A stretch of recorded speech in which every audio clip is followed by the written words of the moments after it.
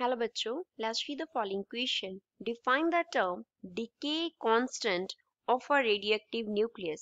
हमें radioactive nucleus के लिए decay constant जो term है उसको define करना है कि वो क्या होता है.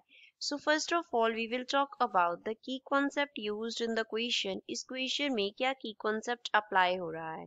So here we are talking about radioactive element और रेडियोएक्टिव न्यूक्लियस. रेडियोएक्टिव न्यूक्लियस क्या होता रहता है, न्यूक्लियस में से कुछ एलिमेंट्स और we can say radiations continuation में क्या होती रहती हैं, रेडियोएक्टिव न्यूक्लियस में से एमिट होती रहती हैं. एंड जो न्यूक्लियस है वी कैन से वो क्या होता रहता है, डिसइंटीग्रेट होता रहता है. डिसइंटीग्रेट्स विद टाइम. टाइम के साथ जो न्यूक्लियस है वो डिसइंटीग्रेट होता रहता है, उसे हम बोलते हैं रेडियोएक्टिव न्यूक्लियस.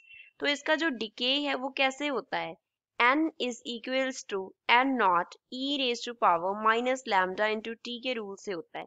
n यहाँ पे क्या रिप्रेजेंट करता है, number of atoms present at time t, number of atoms at time t पे कितने नंबर ऑफ एटम्स प्रेजेंट हैं. n नॉट जो है वो रिप्रेजेंट करता है ओरिजिनली सैंपल में कितने नंबर ऑफ एटम्स प्रेजेंट थे, ओरिजिनल नंबर ऑफ एटम्स कितने प्रेजेंट थे. और जो लैम्डा यहाँ पे हमने लिखा दैट रिप्रेजेंट्स डिके कांस्टेंट, वो क्या करता है, डिके कांस्टेंट को रिप्रेजेंट करता है.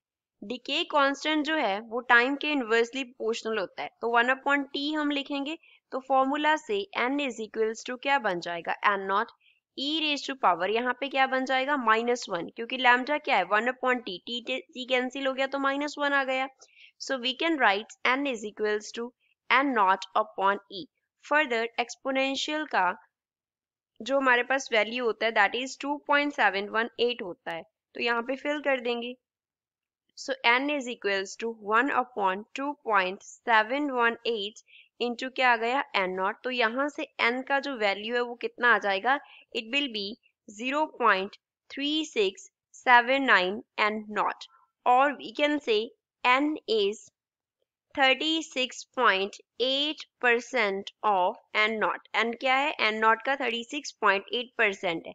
यहाँ से परसेंटेज में कंपेयर कर सकते हैं. तो लैम्डा को डिफाइन करते हैं. डिके कांस्टेंट क्या है, decay constant is reciprocal of time. Time का रेसिप्रोकल है, किस टाइम का, इन विच, जिसमें हमारे पास क्या हो रहा है, number of atoms in sample. जिस सैंपल की हम बात कर रहे हैं उसमें नंबर ऑफ एटम्स कितने रह जाते हैं, 36.8% of original number of atoms. वो टाइम जिसमें नंबर ऑफ एटम्स सैंपल में कितने रह जाएंगे, 36.8% रह जाएंगे ओरिजिनल नंबर ऑफ एटम्स के. उस टाइम का जो रेसिप्रोकल है दैट इज डिके कांस्टेंट, उसे हम डिके कांस्टेंट बोलते हैं. तो ये इसके यूनिट्स होते हैं लैम्डा के. डिके कांस्टेंट के यूनिट्स हैं वो क्या होंगे, reciprocal of time that is पर सेकंड इसके यूनिट्स होंगे. So this is final answer for the given question. I hope you understood well. Thanks.